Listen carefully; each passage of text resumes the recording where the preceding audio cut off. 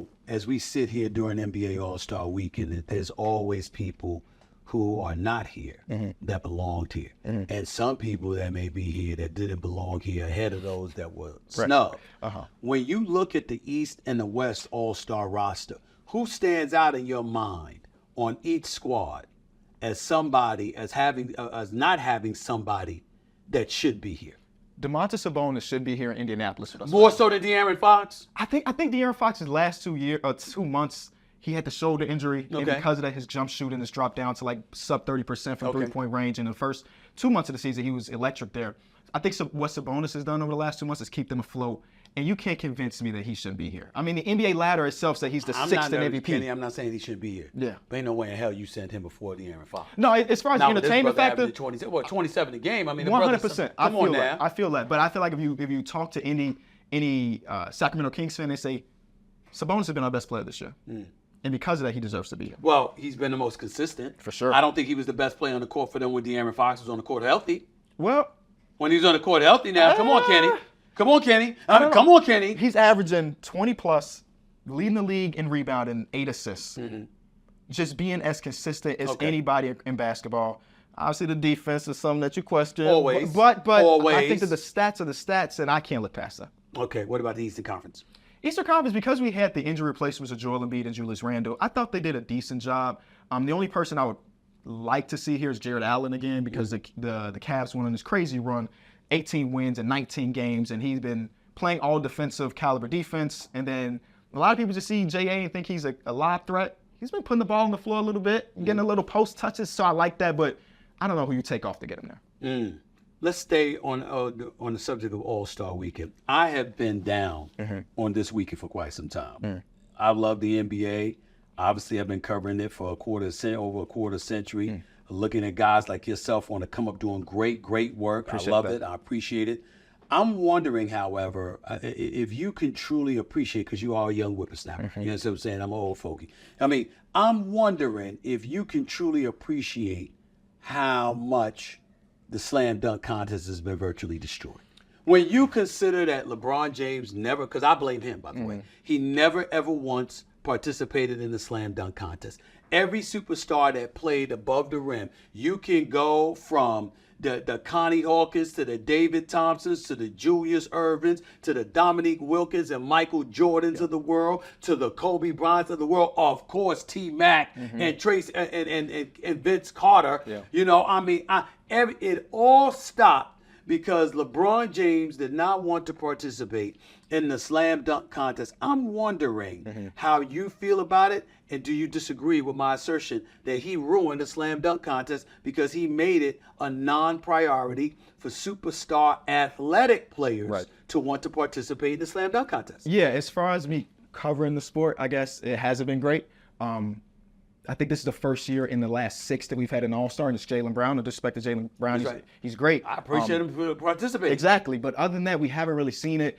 I mean, last year they lucked out by having Mac McClung, because without Mac McClung, a G Leaguer, it would have been as bad as possible. And he's back this year. And he's back this year, but a G Leaguer saved the slam dunk contest. Yeah. It's not exactly what you want. I guess I missed the part maybe a little bit before my time with Bron, where he decided that he wasn't going to do it. But Bron is the most influential person in basketball, right? No question. What Bron is doing off the court, on the court. Which means that he influenced it negatively because his lack of participation discouraged others from participating. I can see it. So I would, of course, we all would want it to happen. We just got to hope that Mac McClung or Jaylen Brown puts on a show tonight. But no matter what, even if they do, it won't hit as good as if we had Vince here, or when we had Vince, or when we had Cole, or anything like that. I got to tell you, a couple of years ago, they had All-Star Week. And I don't recall myself ever being this furious in my life when they had Cole Anthony with Timberlands on. That's Cleveland, right? They had Cole Anthony with Timberlands on.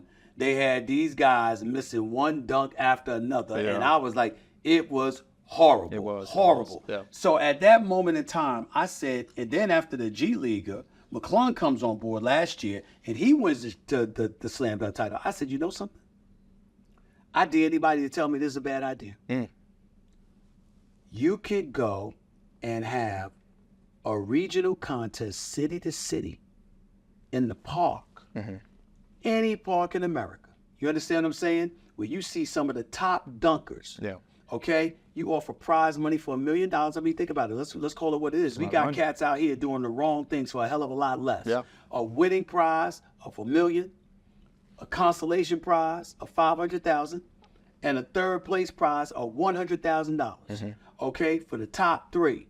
All right, finishes. I'm like, have this contest, get the brothers in out there in the parks throughout America, find your top 10, and bring them to All-Star Weekend. It'd be better than what we got. And have the players, you participate by picking which one you want to endorse. Wow. So if you're LeBron, if you're Steph, if you're this, you're that, you sit up there, you give them a little film, watch these brothers, we pick who you're going to sponsor. Right. You understand? Yeah. And that way, you have this content. It could be nationwide. It will gravitate everybody for the NBA, have them looking forward to All-Star Weekend, okay, wherever it's going to be at. And for once, it's going to be at a decent, even though I don't consider San Francisco that great next year. But I'm just saying, it's going to be there, and we could go from there. What do you think about that idea? I love the idea because I think the biggest reason why the people don't, the top players don't want to be in it, they don't want to be embarrassed. Like you see Cole Anthony do that dunk. He thought it was amazing, but the rest of the crowd's like, that's not it. No, you don't want to see that. Why you got on Timberlands for? Exactly. Who about Timberlands? So Bron,